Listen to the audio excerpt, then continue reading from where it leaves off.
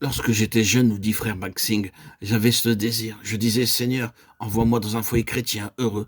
Je ne suis pas intéressé par la radio, le tourne-disque ou les meubles. Je veux un vrai foyer chrétien, quelque pauvre qu'il puisse être. Et le Seigneur répondit à frère Maxing. Il répondit à sa prière. Il resta 18 mois dans un tel foyer et il apprit beaucoup de choses à propos de l'humilité et du service. Pour en revenir à Marie à présent, elle était pleine de dévotion et d'adoration. Auparavant, elle était assez orgueilleuse. Elle avait été facilement froissée et blessée lorsque le Seigneur tardait à venir. Apparemment, elle était humble, mais naturellement, elle était orgueilleuse.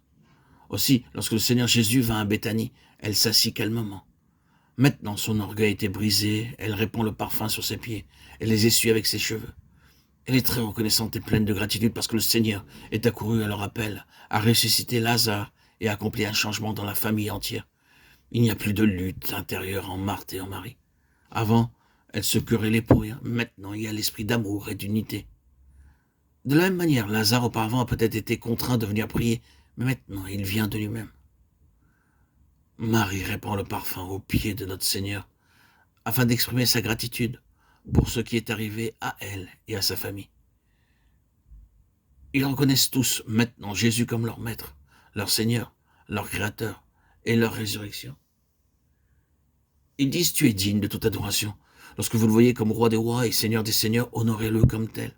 À l'heure actuelle, nous ne trouvons pas cette dévotion dans beaucoup d'endroits. Il y a abondance de connaissances et d'enseignements de la Bible dans beaucoup de pays, mais très peu de piété. Les gens peuvent chanter et prier, mais ils ne peuvent pas donner au Seigneur la vraie adoration. Dans beaucoup d'endroits, très peu l'adorent. Beaucoup de croyants trouvent que c'est très dur de s'agenouiller pour la prière. Ils s'assoient et prient. Ils disent que le Seigneur regarde au cœur et pas à nos genoux. C'est partout la même chose. Les hommes s'inclinent devant un grand de ce monde et l'honorent, mais pas devant le Seigneur Jésus. Les deux choses sont nécessaires et conformes à la parole, comme nous le voyons en divers endroits des Écritures. Romains 15, 11 et Philippiens 2, 10, afin qu'au nom de Jésus tout genou fléchisse, dans les cieux, sur la terre et sous la terre. Acte 20, 36 et Acte 21, 5, nous nous mîmes à genoux sur le rivage et nous priâmes. De même, au psaume 95, 6, 1 roi 8, 54, et aussi Esdras 9, 5, et dans beaucoup d'autres versets de la Bible, nous disons que bien qu'ils fussent prophètes ou rois, tous s'agenouillèrent devant le grand Dieu. Il n'y eut pas d'exception. Plus nous connaissons notre Seigneur comme Seigneur de notre vie, plus nous voulons nous incliner et l'exalter. L'humble adoration et la piété sont réelles dans nos cœurs si nous nous inclinons aussi bien physiquement que spirituellement. Nous devons être humbles, zélés et pleins d'adoration.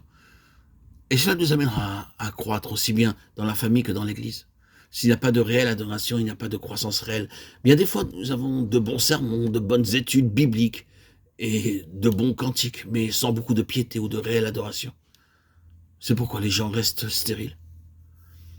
Il y a 5 principes divins simples pour une vie triomphante, un foyer heureux et une Église vivante. Premièrement, nous devons aller vers lui pour chaque chose et lui demander son approbation pour tous nos plans. Deuxièmement, nous devons chercher quotidiennement à nous approprier la puissance de la résurrection pour tous nos besoins, nos problèmes et nos épreuves.